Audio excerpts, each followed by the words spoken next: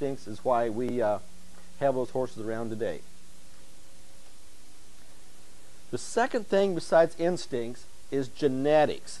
Genetics is one time, and that is determined at conception. That means it depends on what your parents and grandparents are, because many things are affected by genetics. Your disposition is one thing that's affected by genetics. A week ago I saw Harry Vold. He's a stock contractor from out in Colorado. He says about 25 to 30 years ago he started selecting horses that like to buck. They like to buck. They buck for the fun, and so he's been selecting horses that like to buck. And he's got some of the best, highest priced, most expensive bucking horses there are. Most of the horses in the bucking horse strings today in the professional rodeos were bred to do that. They've selected for dispositions.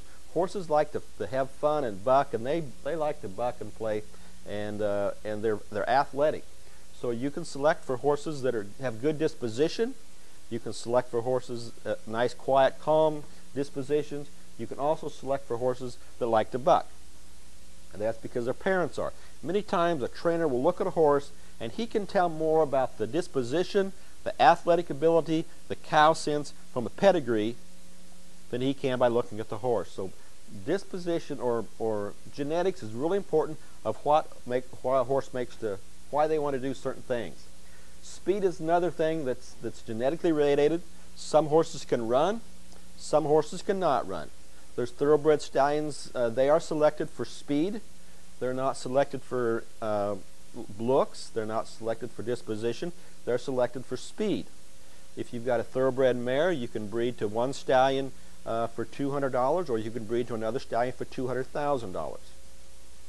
The difference is they think the genetics from that stallion is worth that much because they've got speed. Some horses have speed, some do not. Some have athletic ability. Some can run and stop and slide and spin. Your draft horses are not noted for having those abilities. Their genetics just doesn't allow them to do that. It's partly conformation, but it's partly just you can have two horses that are similar in conformation. Some have got more athletic ability than others. Cow sense, some horses love to follow cattle. They just follow cattle. They make good roping horses, good cutting horses, and that's based on genetics. Some horses, you put them in an arena with a calf or a cow or go out through the pasture, and they'll never know there's one out there. They never know there's a calf in the pen. They don't care about looking at cattle. They don't care about chasing cattle. They just don't have any cow sense. That is the reason why they do that is genetics. Ability to learn. You've talked to people who have ridden a lot of horses. Some of them learn fast and some of them learn slow. And a lot of times you look at the pedigree. Some of our top horses that you've got to teach them how to handle, rein, jump, rope, cut. Those horses, some are selected for their ability to learn and learn quick. Heart or try. Some horses are lazy. Some horses are not lazy. Many times that comes from their parents. That kind of goes along with disposition too. But there's some horses that just don't have much try. They don't have much heart. For example, a thoroughbred, they are selected for speed. That's what that breed is selected for. I don't care whether they're ugly or whether you don't care about what color they are, what size they are, what their disposition is. You're looking for horses that have speed or heart and try.